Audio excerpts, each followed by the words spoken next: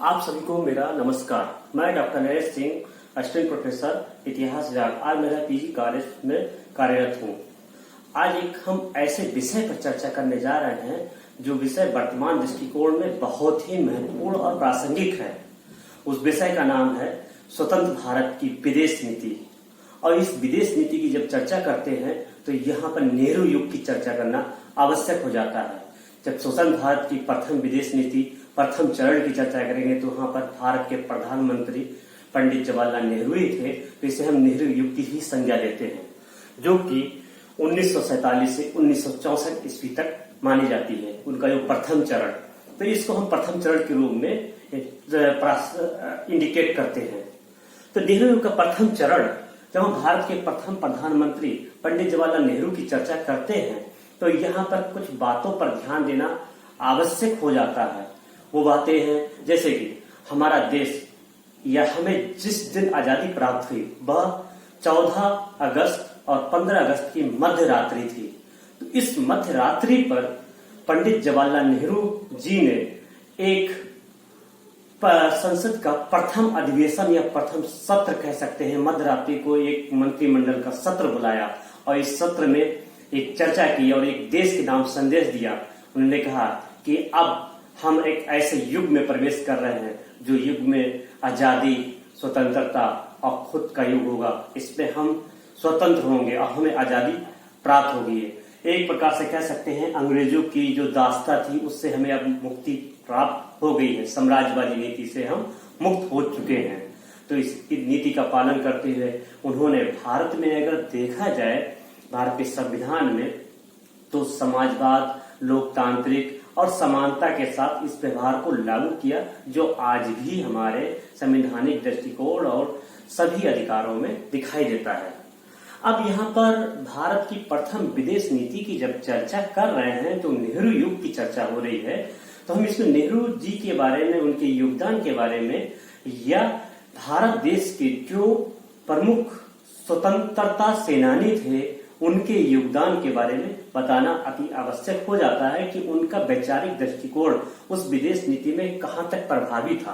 तो इसको बताने के लिए हम थोड़ी चर्चा करेंगे कि उस समय की नेहरू की जो प्रारंभिक परिस्थितियां थी वो क्या थी। उन जो प्रारंभिक परिस्थितियों की चर्चा करते हैं तब हमें दिखाई देता है कि 3 समस्याएं जो आजादी के समय दिखाई दे रही थी, वो समस्याएं महत्वपूर्ण यहाँ पर है। विभाजन, रियासतों का एकीकरण और तीसरी समस्या है आर्थिक समस्या। तो हम इन 3 समस्याओं को समझते हुए भारत की विदेश नीति को समझेंगे, जिसमें पहली समस्या दिखाई देती है विभाजन, जिसे हम विस्थापन की समस्या या कह सकते हैं पुनर्वास की समस्या जो दिखाई दे रही है। उस समय जब देश आजाद हुआ था तो भारत और पाकिस्तान 2 देशों में हमारे देशों का विभाजन किया गया था, भारत का विभाजन किया गया था, हिंदुस्तान का विभाजन किया गया था। तब यहाँ पर हम देखते हैं उस विभाजन की समस्याएं, जिसमें एक स्थान को छोड़कर वह व्यक्ति दूसरे स्थान पर माइग्रेट कर रहा है, जिसमें देखते हैं पाकिस्तान से यदि कोई व्यक्ति भारत में माइग्रेट कर रहा है, भारत के व्यक्ति पाकिस्तान में माइग्रेट कर रहा है, तो यहाँ पर विस्थापन की समस्या दिखाई देती है और इन विस्थापित व्यक्तियों को पुनर्वास की भी समस्या हम यहाँ पर देख सकते हैं। ये पुनर्वास की समस्या में हमें इन समस्याओं को समाधान करना था कि जो विस्थापित लोग हैं उनको सही से बसाने के लिए, उनको घर उपलब्ध कराने के लिए ये भी समस्या उसमें हमारे भारत के प्रधानमंत्री पंडित जवाहरलाल नेहरू जी देख रहे थे। दूसरी समस्या हमारे दिखाई देती है रियासतों के एकीकरण की समस्या। जैसा कि हम भारत देश के बारे में जानते हैं कि अंग्रेजों ने जब देश में आजादी प्रदान की तो रियासतों के साथ उनके अलग से संवैधानिक अधिकार प्राप्त थे, तो उन्होंने रियासतों को स्वतंत्र घोषित कर दिया। जिस प्रकार से भारत पाकिस्तान देश बनाने के पश्चात उनको स्वतंत्र घोषित किया था, उनको किसी तरह से बाध्य नहीं किया गया था कि किसी भी एक देश में वह रहें। लेकिन ये एक समस्या उत्पन्न हो गई थी। जितने भी भारत देश के राजे, रजवाड़े, नवाब, उन लोगों ने ज्यादा उचित समझा कि स्वतंत्र रहेंगे, लेकिन भारत देश में ही या पाकिस्तान देश में भी एक छोटे छोटे राज्यों का, देशों का समूह बन जाता। हमारा क्षेत्र एक एकीकरण राष्ट्रीयता का प्रतीक न बनकर छोटे छोटे विभाजित देशों का समूह बन जाता। तो ये दूसरी समस्या थी, रियासतों का एकीकरण। हम इस पे छोटे छोटे देश या छोटे छोटे राज्य न बनाकर एकीकृत देश बनाने की कोशिश करने को सोच रहे थे। तो जबकि जानते हैं कि रियासतों के एकीकरण के संबंध में पंडित जवाहरलाल नेहरू और कह सकते हैं सरदार वल्लभ भाई पटेल जी ने और बीपी मेनन जी ने बहुत ही ज्यादा योगदान देकर रियासतों का एकीकरण किया। तो ये भी समस्या का समाधान सुलझाना भी उचित था। तीसरी समस्या थी जो कह सकते हैं सबसे बड़ी समस्या जिसका समाधान किया जाना आवश्यक था, हम कह सकते हैं आर्थिक समस्या। आर्थिक समस्या को हम गरीबी से जोड़ सकते हैं। वर्तमान में क्यों प्रासंगिक है वैसा भी आप समझ सकते हैं। गरीबी आज भी कहीं ना कहीं किसी न किसी क्षेत्र में दिखाई देती है, आज भी बनी हुई है।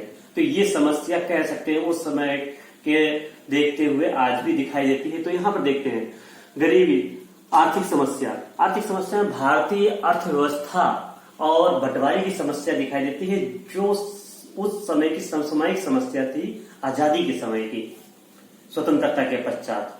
बंटवारे की समस्या, बंटवारे की समस्या में हम देख सकते हैं प्रशासनिक, खाद्यान्न, उपज या बहुत सारे क्षेत्रों, सीमा रेखा का और इसके साथ सैनिक, सेना का, रसद का, बहुत सारी ऐसी चीज थी, उनको भी बंटवारा किया जाना आवश्यक था और जिसको सुलझाना आवश्यक था। तो ऐसे बहुत सारे स्मारक, पुरातात्विक क्षेत्र, पुरातात्विक पुरानिधियां, इनका भी बंटवारा किया जाना आवश्यक था।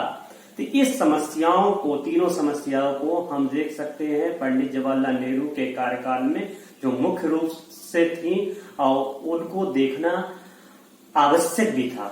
आगे हम चलते हैं तो देखते हैं कि भारत की विदेश नीति में कहीं ना कहीं एक वैचारिक प्रभाव दिखाई देता है। जैसा कि थोड़ी देर पहले हमने चर्चा किया था कि भारत देश की विदेश नीति में भारत के स्वतंत्रता सेनानी और प्रमुख राजनीतिज्ञों और प्रधानमंत्री पंडित जवाहरलाल नेहरू का कहीं न कहीं वैचारिक प्रभाव दिखाई देता है। तो इस प्रभाव को अगर हम देखते हैं तो स्वतंत्रता के पश्चात जो आर्थिक, समाजवाद और न्याय की नीति जो लागू की गई थी, तो उसको हम देख सकते हैं कि उन्होंने कहां से लिया इस नीतियों को और किस प्रकार से प्रभावित भी हुए थे। तो इनका प्रभाव कहीं ना कहीं हम देखते हैं कि विदेश में भ्रमण करना, विदेशी साहित्यों को पढ़ना और विदेशी ग्रंथों और उनकी नीतियों, विदेश की नीतियों से उनसे प्रभावित होकर हमने इस समाजवादी समानता और सद्भाव की भावना को लेने की कोशिश की थी। जैसे कि यहाँ पर उल्लेख किया जाता है कि भारत की राजनीति में सर्वप्रथम हमारे प्रधानमंत्री पंडित जवाहरलाल नेहरू का जो राजनीति में प्रवेश हुआ था 1920 के पश्चात हुआ था। वहां पर अगर हम भारत में प्रवेश की नीति को देखते हैं, भारत में राजनीति में उनके प्रवेश को देखते हैं, तब एक ध्यान देने वाली महत्वपूर्ण बात यह है कि उन्होंने विदेश में भ्रमण किया, जैसे कि रूस, इसके साथ साथ अन्य देश, यूरोप के देश, बहुत देशों में उन्होंने यात्रा की। तो वहां की नीतियों से वो प्रभावित हुए। सर्वप्रथम देखते हैं रूस के समाजवादी नीति से वो बहुत प्रभावित होते हैं, लेकिन उसमें कुछ भ्रांतियां उत्पन्न हो जाती हैं। भ्रांतियां जैसे देखते हैं, एक भ्रम ऐसा पैदा हो जाता है कि रूस के समाजवाद को तो वह देखते हैं, लेकिन वह समाजवाद एक प्रकार से बहुत ही मजबूती या कट्टरता के साथ लागू किया जा रहा था। लोगों के पास अधिकार नहीं थे, वो ऐसे अधिकार स्वतंत्रता के और स्वयं की आजादी या स्वतंत्रता के अधिकार नहीं थे, मानवाधिकार जिसे हम कह सकते हैं, मानवों के अधिकार हैं, उस प्रकार के अधिकार नहीं थे। उनमें एक प्रकार से समाजवाद एक शासक के द्वारा या हम देख सकते हैं उस देश के शासक के द्वारा लागू किए जा रहे थे। तो ये स्वतंत्र नीति नहीं थी, तो इस प्रकार से उनको वह उचित नहीं लगा। आगे चल के देखते हैं कि वो मार्क्सवाद और समाजवाद, प्रजातांत्रिक समाजवाद से प्रभावित होते हैं। तो मार्क्सवाद और प्रजातांत्रिक समाजवाद से उन्होंने प्रेरणा ली और इससे वह प्रभावित होकर भारत में समाजवादी नीति को लागू करते हैं और विचार बनाते हैं कि ये समाजवादी नीति लागू होनी चाहिए। तो भारत का समाजवाद एक प्रकार से स्वतंत्रता, स्वतंत्र नीति और मानवाधिकार के साथ साथ उस नीति को लागू करते हुए समाजवाद को प्रभावित करता है। दूसरे दृष्टिकोण में अगर हम देखते हैं, कहीं न कहीं वो गांधी जी के विचारों से भी बहुत प्रभावित होते हैं।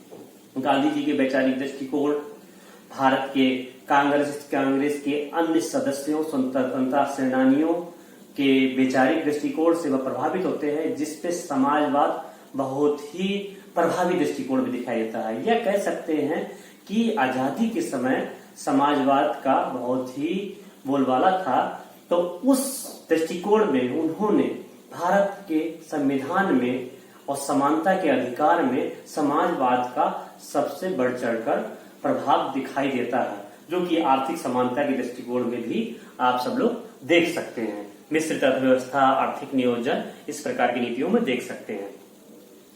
अब आगे हम जब चर्चा करते हैं कि भारत की विदेश नीति, निष्पक्षता की नीति, foreign policy of India, non alignment policy जो दिखाई दे रही है हमारे, तो इस नीति में भारत ने किस प्रकार से अपने आप को निष्पक्ष रखने की कोशिश की। पहले तो हमें समझना होगा कि ये निष्पक्षता की नीति है क्या।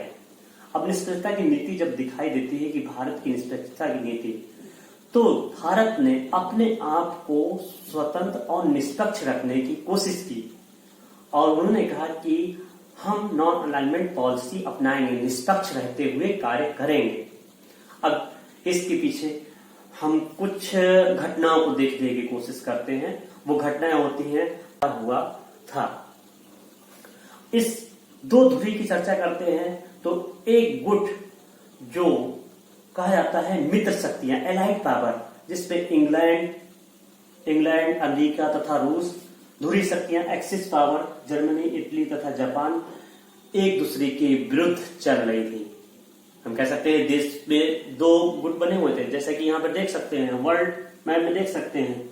ये जिस प्रकार से येलो कलर में है एलाइड पावर का कंट्रीब्यूशन, एलाइड पावर की शक्तियां इस प्रकार से थी और दूसरी एक्सिस पावर की कंट्रीज जो रेड रूम में दिखाई देती हैं, ये इस तरह से ही ये सेकेंड वर्ल्ड वॉर में दिखाई देती हैं आपको इस समय के अनुसार। अब द्वितीय विश्व युद्ध में हमारे इस परिस्थिति को जब देखते हैं तो दो ग्रुप में बटे हुए थे, लेकिन जैसे ही 1939 से 1945 में 1945 में अपने द्वितीय विश्व युद्ध जब समाप्त होता है तो उसमें सभी शक्तियां समाप्त हो जाती हैं। अब यहाँ पर दो गुट या दो ग्रुप बन जाते हैं। अब दो ग्रुप का निर्माण होता है, जिसमें देखते हैं पहले ग्रुप में अमेरिका, इंग्लैंड, फ्रांस और चीन जैसा गुट सम्मिलित हो जाता है। दूसरे गुट में छोटी बड़ी शक्तियां और इसके साथ साथ दूसरे ग्रुप में रूस तथा अन्य साम्यवादी देश सम्मिलित हो जाते हैं। तो अभी आप देखते हैं दो गुट की चर्चा हो रही है। अब वो मित्र राष्ट्र और ध्रुवीय राष्ट्र नहीं दिखाई दे रहे हैं, अब यहाँ पर दो गुट दिखाई दे रहे हैं। तो इन गुट को समझने के लिए हमें देखना पड़ेगा कि पूरा विश्व दो गुटों में बट गया है। जो इस तरह से पहले दिखाई दे रहा था वो अब दो गुटों में बटा हुआ था। दूसरा गुट साम्यवादी देशों का गुट था। जब यूनाइटेड नेशन ऑर्गेनाइजेशन, संयुक्त राष्ट्र संघ की सभा में अगर ये सभी गुट बैठते थे, दोनों गुट, तो कहीं ना कहीं इनके पीछे इनके गुट की जो राजनीतिक व्यवस्था थी, एक अंतर्देश अविश्वास दिखाई देता था। लेकिन बैठते थे एक ही साथ, निर्णय एक ही साथ होते थे। तो इस तरह की परिस्थिति दो गुटों में दिखाई दे रही थी। अब हम इसी को समझने के लिए